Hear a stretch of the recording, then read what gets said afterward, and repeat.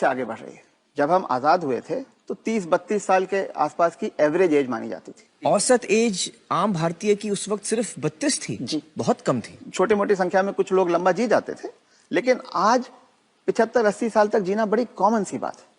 तो अब जो आदमी 75 का हो गया, उसने खुद अपनी लंबी उम्र की तैयारी ही नहीं करी, और जब उसने कोई तैयारी खुद नहीं करी है तो उसका परिवार या उसके समाज वो कैसे तैयारी करेंगे। तो आपका ये कहने का मतलब है कि पहले तो शायद वो 60 साल तक जीता तो बहुत बड़ी बात थी, तो जब तक वो कमा रहा था वो जी रहा था, अब वो 80 साल तक जी रहा है। तो इसके जो परिणाम है वो भी इकोनॉमिक एंगल मुझे समझाइए।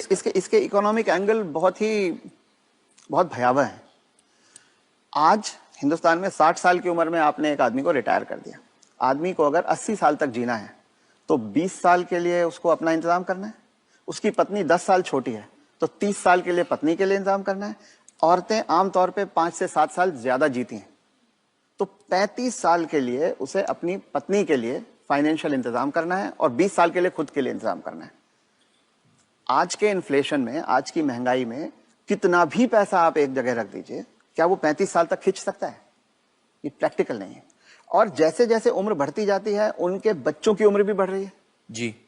जो आज 70-75 का होगा, बच्चे भी तो 50-55 के हो रहे होंगे। वो अपना बुढ़ापा देखेंगे, वो अपनी लड़की की शादी देखेंगे, वो अपने मकान की किस्त चुकाएंगे।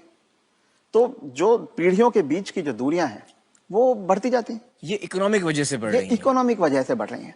तो अब वो जो कॉन्सेप्ट है कि 60 साल की उम्र में हम रिटायर हो जाएं, उससे बाहर निकलना होगा।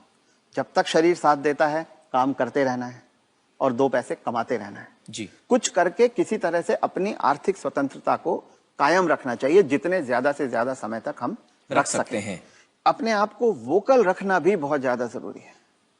अगर मेरी परवाह मेरे परिवार वाले नहीं कर रहे हैं और अगर अड़ोसी पड़ोसी इस बात को जान जाएं, तो कोई भी बुजुर्ग कभी भी किसी परेशानी का सामना नहीं करता।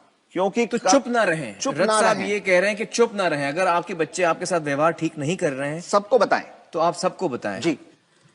रथ साहब, बहुत सारे जो बुजुर्ग हैं हमारे समाज में, उन पे प्रेशर आता है बच्चों की तरफ से कि आपकी जो जायदाद है या जो घर है या जो प्रॉपर्टी है, जो कुछ भी आपके पास है, वो आप हमारे नाम कर दें। इस पे आप कुछ टिप्पणी देना चाहेंगे? पहला ये कि किसी भी हालत में आपके पास जो भी धन संपदा है, जो भी आपके पास आर्थिक साधन है, वो जब तक आप और आपकी पत्नी जीवित हैं किसी और के हाथ नहीं जाना चाहिए। कितना भी प्यार करते किसी हो, के नाम पे नहीं जाना किसी चाहिए। बच्चे, किसी बहू, किसी पोते, किसी के नाम पे ना जाए, कितना भी आप प्यार करते हो। क्योंकि जब तक अगली पीढ़ी को पिछली पीढ़ी का सामान कुछ मिलता नहीं है तब तक वो उनकी इज्जत करते रहते हैं। वो हाथ पांव भी दबाएंगे, वो अस्पताल भी ले जाएंगे, वो दवा दारू भी करेंगे। और वो ही माँ बाप सबसे ज्यादा सफर करते हैं जो अपने प्यार के कारण उमड़ते चले जाते हैं। मेरा बेटा, मेरी बेटी, मेरी बहू, मेरा पोता, जो ये मेरा मेरा करना जिसने शुरू किया, बस वहीं से उनके दुर्गति के दिन शुरू हो जाते हैं। इसलिए सबको ये ध्यान रखना चाहिए कि कुछ भी हो जाए, कोई प्रलोभन आए, कोई इमोशनल ब्लैकमेल हो, कुछ हो, उन्हें अपने पास अपनी चीज को रखना चाहिए। अपने बच्चों से शेयर करें तो अपनी मन की खुशी को शेयर करें, अपने पैसे को शेयर ना करें।